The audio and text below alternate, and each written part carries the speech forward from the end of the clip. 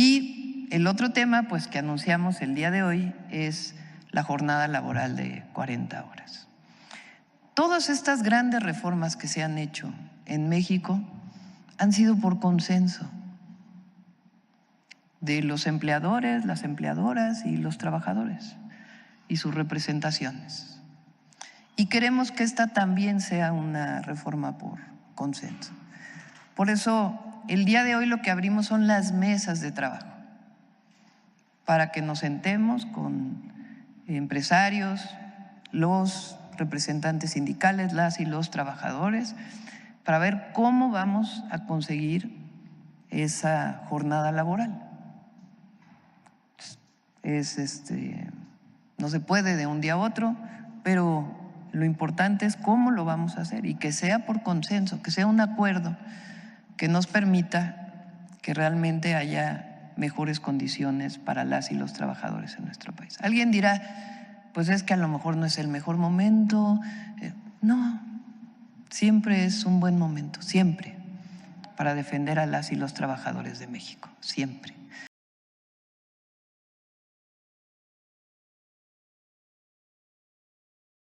Bueno, miren, aquí son todos los dirigentes sindicales, ya falta ser todos y todas las dirigentes sindicales. No, bienvenidos a todas las dirigencias sindicales, a Palacio Nacional. Me da mucho gusto recibirles.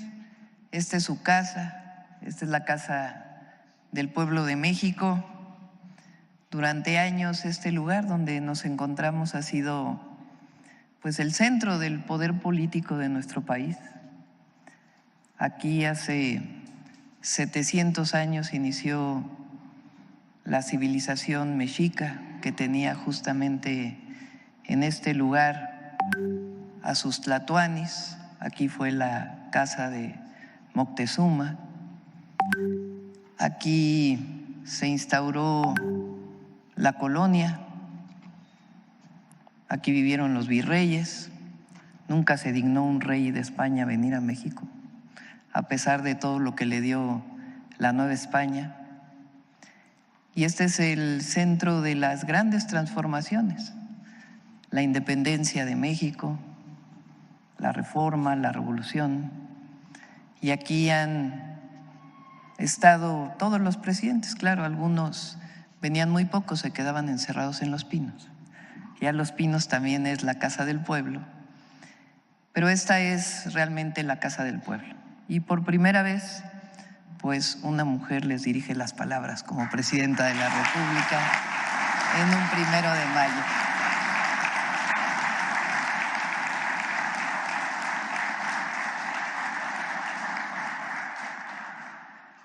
La historia de México en sus 4 transformaciones, a diferencia de otros países de América Latina, del Caribe, ha tenido 2 palabras como eje de la transformación. Una es la soberanía, la independencia, por supuesto, la independencia de México y su separación de la corona española y hacernos un país libre, independiente, democrático también, porque cuando llegó Iturbide y quiso coronarse, pues ni 2 años estuvo al frente, porque los independentistas dijeron no luchamos por tanto para llegar a una nueva monarquía. Y se instauró la República en México en 1824. Pero el grito de independencia de Miguel Hidalgo no solo fue el grito para separarnos de la colonia española, sino fue un grito de justicia, porque unos días después del 15 de septiembre planteó la abolición de la esclavitud. Así que caracteriza al grito de Hidalgo la independencia y la justicia. Por supuesto, si hablamos de los sentimientos de la nación de Morelos, pues aún más. Desde entonces ya hablaba del trabajo digno, de la independencia, de la igualdad y de la justicia. La reforma en nuestro país con Benito Juárez y los liberales, hablaba de la independencia, de la soberanía y de la justicia y de la construcción de un país democrático, porque al separar la Iglesia del Estado, en esencia, lo que se construye es un poder civil democrático. La revolución social, la primera del siglo XX, la Revolución Mexicana, pues no puede haber más revolución con la palabra justicia como parte esencial de la transformación. Y la cuarta transformación es lo mismo. Tiene la independencia, la soberanía como ejes del desarrollo de nuestro país, la justicia social como el eje central de la transformación y la democracia, porque por más que quieran decir que hay un gobierno autoritario, pues todos los días se vive la democracia en México. No hay más libertad de expresión, de reunión, de movilización, de manifestación que la que se instaura en México a partir de la cuarta transformación con el presidente Andrés Manuel López Obrador. Y hoy estamos viviendo pues esta segunda etapa, este segundo momento. Le llamo yo el segundo piso de la cuarta transformación, porque se pusieron los cimientos, el primer piso, y hoy pues estamos viviendo el segundo piso de esta gran transformación. Y estas tres palabras que definen la transformación de nuestro país, pues también marcan al mundo del trabajo. Es la independencia, la soberanía de las y los trabajadores en la definición de su organización. Ya no es el corporativismo de entonces, ya no es el obligar a ser parte de un partido político o la injerencia del gobierno para definir a las dirigencias sindicales. Hay autonomía y libertad, hay soberanía. Segundo, la justicia. Creo que en 6, 7 años ya, con nuestros primeros 7 meses que se cumplen justamente el día de hoy, pues no se puede hablar más que de justicia laboral, entre muchas otras justicias, como eje la justicia social. Dice la OIT y otras organizaciones internacionales que no se ha visto en ningún lugar del mundo los avances laborales que se han visto en México en los últimos años. Por supuesto, el salario justo, el salario digno.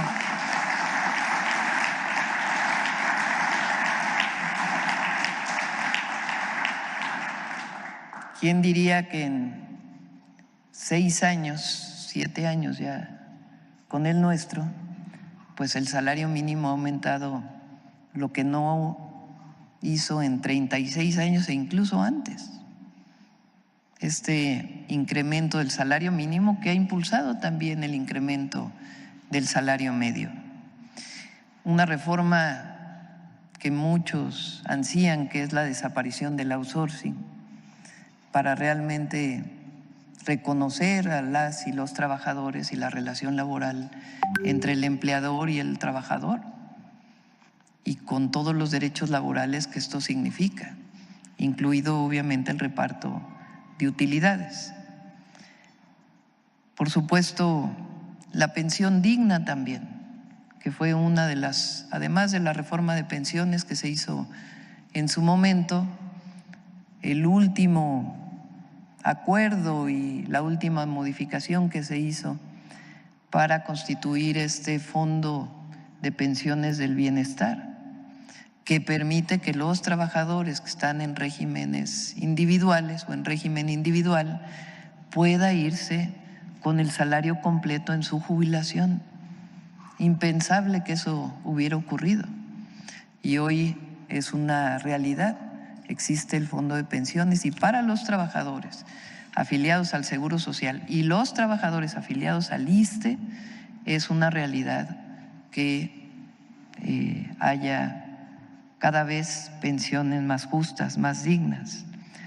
Por supuesto, la democracia sindical, la resolución de conflictos a través de la conciliación, la autonomía sindical, el programa Jóvenes Construyendo el Futuro. Pero una cosa fundamental es lo que ha significado la transformación del modelo económico y cómo se echaron abajo los supuestos principios del neoliberalismo durante 36 años diciendo que si se aumentaba el salario iba a haber inflación. Pues se aumentó el salario a más del doble y estamos en los límites más bajos de la inflación.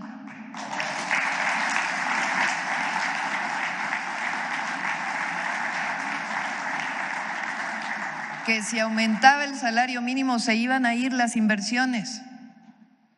Pues el año pasado récord de inversión extranjera directa y este año con todo y los aranceles de Trump siguen llegando inversiones y van a seguir llegando inversiones a nuestro país.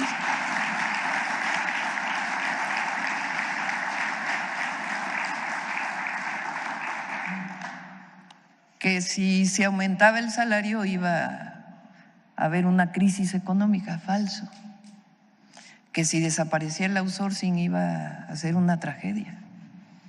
Pues estamos en un momento en donde el peso está bien, está bajo la inflación, acaba de salir el dato de empleo, el desempleo más bajo de los últimos años, de todos los años, el nivel más alto en empleo formal, el mejor salario.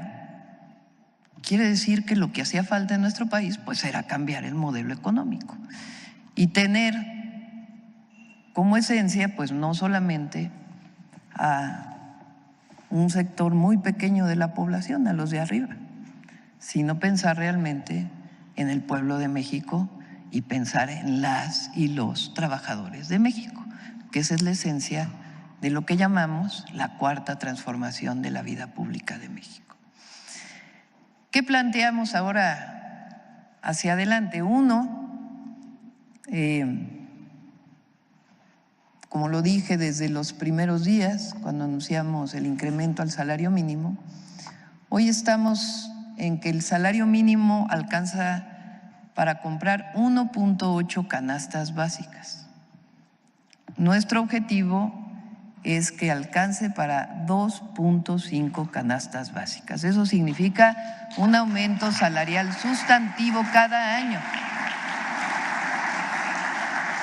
por encima de la inflación y además ya quedó establecido que el salario mínimo no puede o debe aumentar siempre por encima de la inflación.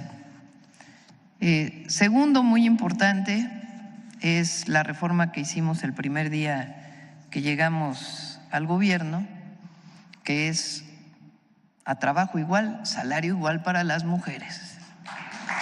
Y eso ya es constitucional.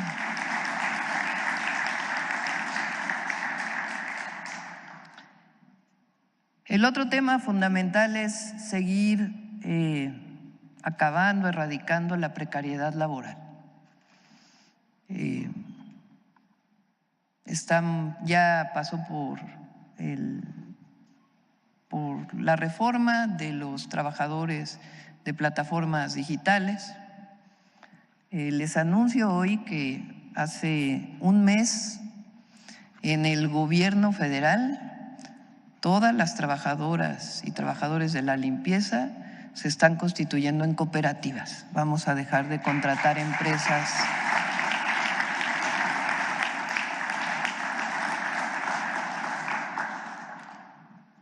y estamos trabajando con ustedes, si nos lo permiten, con Marat, porque queremos que todas las trabajadoras de empresas de limpieza tengan una mejor condición laboral, porque están en una situación en donde no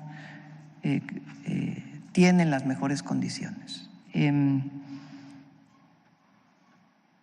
Y por otro lado, estamos trabajando en jornaleros agrícolas, que es uno de los sectores pues de mayor precariedad laboral de nuestro país. Estamos trabajando ya en un plan para pues garantizar la seguridad social y las mejores condiciones de trabajo. La otra parte muy importante pues es el Infonavit, porque con todas las diferencias que podamos haber tenido, hoy la vivienda es un derecho establecido en la Constitución. Dejó de ser una mercancía y dejó de ser un crédito exclusivamente para los trabajadores. Vamos a hacer más de 1 millón de viviendas en nuestro sexenio y estamos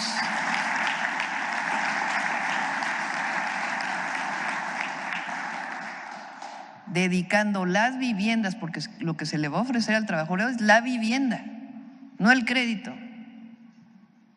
con muchísimos problemas, sino la vivienda, principalmente para los trabajadores que ganan 1 y 2 salarios mínimos. Ese es el sector a donde queremos ir para que realmente la vivienda vuelva a construirse como vivienda social en nuestro país, deje de ser un negocio y sea realmente un derecho de las y los trabajadores. Y el otro tema pues que anunciamos el día de hoy es la jornada laboral de 40 horas.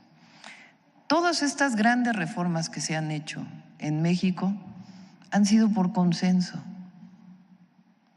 de los empleadores, las empleadoras y los trabajadores y sus representaciones.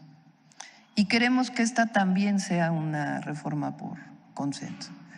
Por eso, el día de hoy lo que abrimos son las mesas de trabajo, para que nos sentemos con empresarios, los representantes sindicales, las y los trabajadores, para ver cómo vamos a conseguir esa jornada laboral.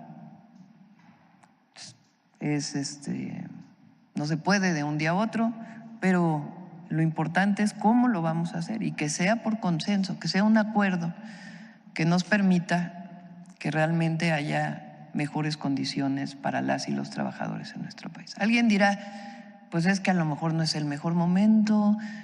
No, siempre es un buen momento, siempre, para defender a las y los trabajadores de México, siempre. Así que muchas gracias por su presencia, espero que continuemos tan cerca como hasta ahora. Para nosotros, imagínense, nosotros pues nacimos luchando igual que ustedes y hoy pues es un día de celebración a la lucha de las y los trabajadores y la celebramos juntas y juntos. Muchas gracias. Que vivan los trabajadores de México. ¡Que viva México!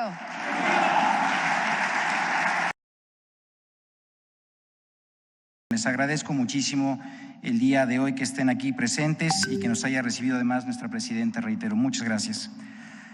Algunos conciben el 1 de mayo como un día meramente festivo, pero no lo es. Se trata de un día para recordar y sobre todo reivindicar a los mártires de Chicago, un grupo de sindicalistas que fueron condenados a muerte por luchar por una reducción de las horas de trabajo.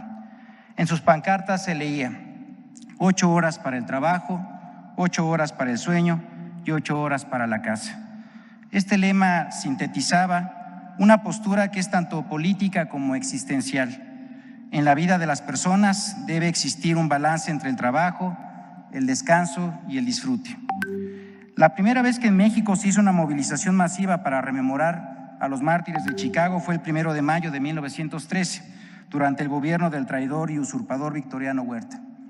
En ese día, 25,000 obreros vinculados a la Casa del Obrero Mundial no asistieron a sus puestos de trabajo y en su lugar salieron a las calles a protestar. Marcharon hasta la Cámara de Diputados, en donde entregaron a los diputados simpatizantes de Francisco I. Madero un documento con una serie de demandas que incluían no solamente el reconocimiento pleno para la Casa del Obrero Mundial, sino también el pago por accidentes de trabajo y la reducción de la jornada laboral.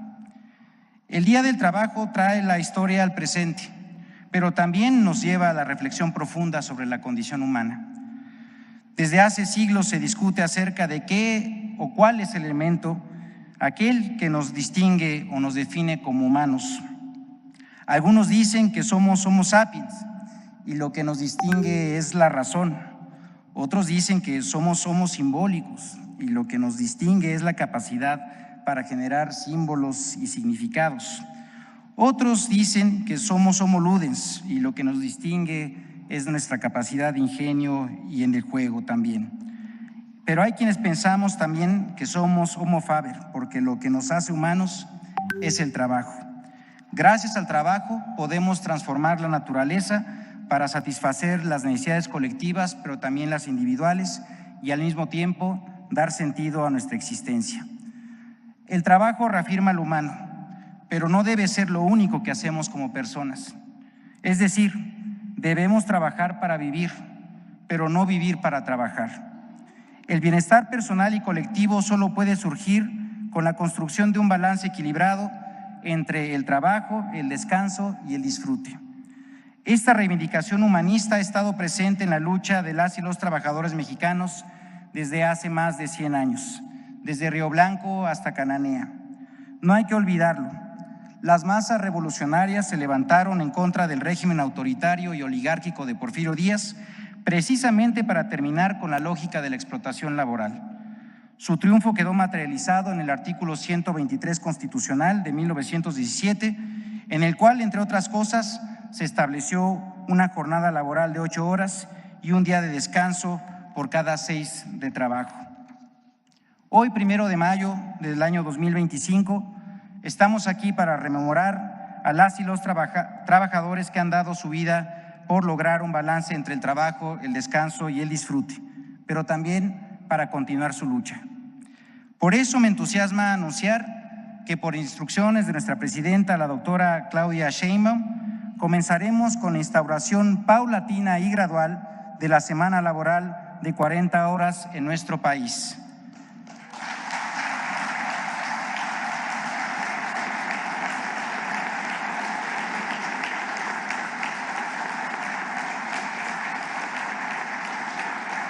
Reduciremos de manera gradual la semana laboral hasta llegar a más tardar en enero del año 2030 a un total de 40 horas semanales.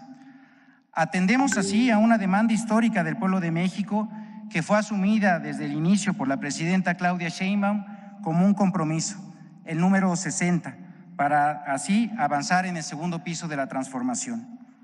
Como ha sucedido con toda la política laboral de la Cuarta Transformación, este histórico cambio se hará mediante un proceso de diálogo social, en el cual se tomarán en cuenta a todas las personas involucradas. Escucharemos a las trabajadoras y trabajadores, así como a las patronas y a los patrones. De esta manera se llegará a una serie de acuerdos que permitirán establecer un nuevo panorama laboral que estoy seguro traerá bienestar para todas y para todos.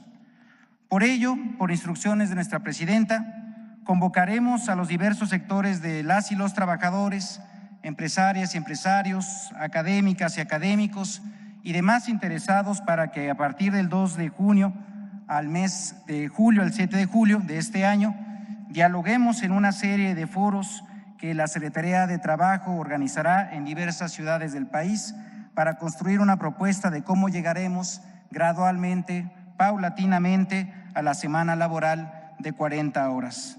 El objetivo primordial es construir en colectivo un modelo justo y eficaz para cumplir con la demanda histórica del pueblo de México. Hay que tenerlo claro, como lo han probado científicamente economistas, empresarias y empresarios, trabajadoras y trabajadores. Reducir las horas de trabajo no disminuye la productividad ni reduce el valor generado. Lo que hace es dignificar la existencia de las y los trabajadores, devolviéndoles horas de su vida y valorizando el trabajo que realizan semana a semana. En este sentido, se trata de una de las políticas que mejor condensa el espíritu del humanismo mexicano. A las y los trabajadores de México, con esta medida impulsada por la presidenta Claudia Sheinbaum, estaremos devolviéndoles 8 horas a la semana para que puedan usarlas como mejor les convenga. Estamos convencidos que, poniendo este tiempo libre en sus manos, se contribuirá al desarrollo nacional, al bienestar de sus familias y a la felicidad de cada una y uno de ustedes. ¡Que viva el trabajo digno! ¡Que vivan las y los trabajadores! ¡Que viva México! Muchas gracias.